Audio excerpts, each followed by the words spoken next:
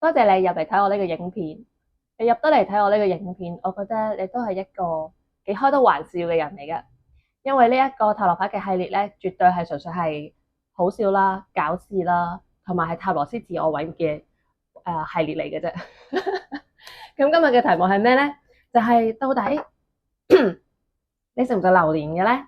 咁呢一個題目咁有創意嘅題目，都係繼續由我嘅好朋友阿寶提供俾我。咁一陣間我會見到佢啦，咁我都會再問翻佢嘅答案，睇下我呢個挑戰成唔成功。好，事不宜遲，我已經洗緊牌啦。一陣間係會抽3組牌，大家就可以揀睇下我讀唔讀到你到底係中唔中意食榴蓮嘅咧。好，而家開始，都係嗰句啦。雖然係有搞笑奇怪嘅題目，但係請大家都係專心抽牌，我就認真洗牌。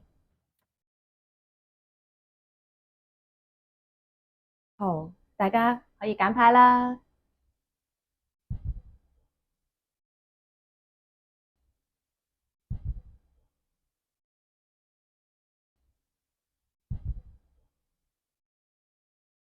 時間嘅關係，我已經開晒牌啦。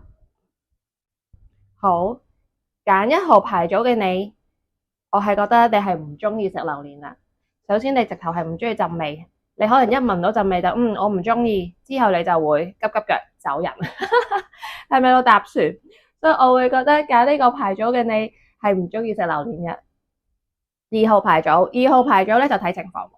因為我會覺得，台上面有冇其他嘢揀啊？如果有其他嘢揀，就未必會揀榴蓮。但係又唔係好抗拒嘅，但可能覺得食榴蓮有啲麻煩，即係可能要啷口啊，即係可能食完之後要刷牙啊，要啷口啊，有陣味，所以你會視乎情況咯。如果你知道聽日唔使去拍拖啊，唔使見人啊，可能你會食榴蓮咯今晚。但係如果唔係嘅話，聽日又有嘢做啊，要同人好近距離講嘢咧，你就未必會食榴蓮啦。或者食完咧，你都會搞好多功夫啊，噴下香水啊，洗下個口啊咁樣。第3個牌組人咧，哇，我真係超驚喜，因為咧似唔似榴蓮啊？大家，我真係覺得佢擺明已經係一個好大嘅提示啦。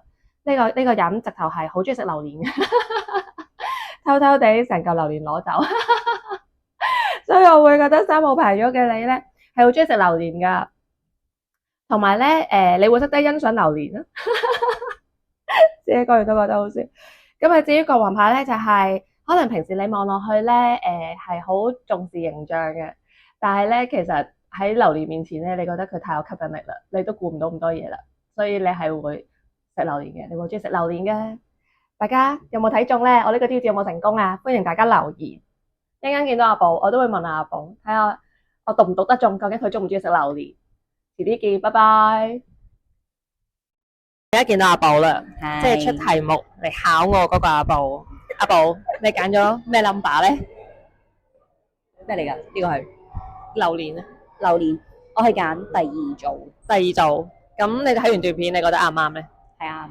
哇，好恐怖啊！